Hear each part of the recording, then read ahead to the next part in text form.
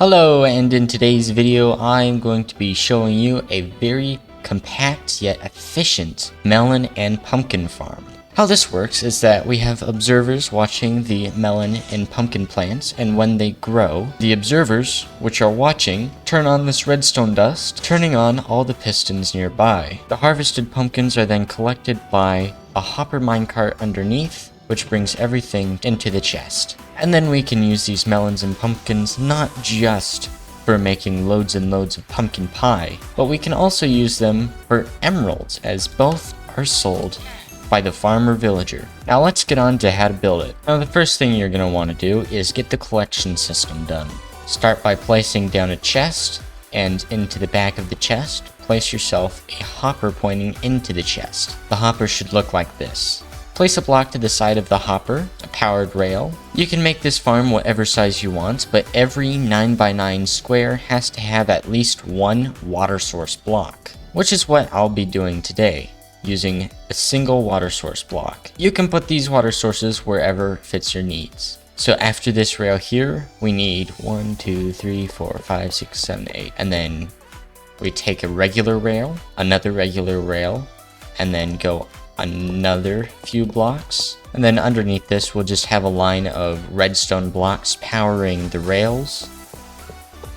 And covering a 9x9 square, we should have something like this. A full design that covers the full square that circles back and forth. We're gonna get to this point where we run out and have nowhere to curve around to, so we're just going to place a powered rail instead of a regular rail, and a solid block for this to run directly into. Now we've got our full rail system complete. Place down your hopper minecart right here, it should start going. And if it goes endlessly in a loop covering every single block, then you have done it right. Now place your square of dirt on top. So now I've got this square here. The track runs underneath it. Every single rail is underneath here except for this one. And if you really want, you can even move this track under there and have the hopper underneath your farm. It doesn't really matter. Place a leaf block or a copper grate or even a stair block, and then you're going to waterlock it. This will put water inside and keep it from flowing out the bottom. Quick reminder to like and subscribe for more really cool things like this. Next, we're going to till every other block, making a checkerboard pattern. And if you place your water correctly, every single block here should be able to be hydrated. In case you are not aware, in order for farmland to be hydrated, it's got to be within 4 blocks of the water. This will hydrate the farmland and keep it from turning back into dirt. And it will also speed up the crop growth. Speaking of crops, we are now going to be planting our melon or pumpkin seeds or both, and we're going to plant them in all of the tilled squares. Now once we've got all of these planted, we're going to place observers on top of the little seedlings here, and the observers should be facing down. After you place your first observer, come up on top of it and place an observer from the top on top of every one of the seedling blocks. They should all have the red dot facing up. Now we should have a checkerboard of observers here, every observer above one of the plants.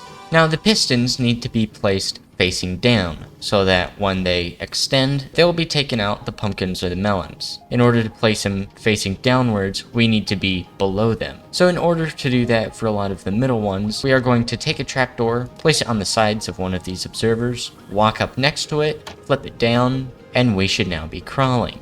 Now without directly going under any of these spaces, we're just going to place a piston in all of these spots. I recommend taking some scaffolding or temporary block with you.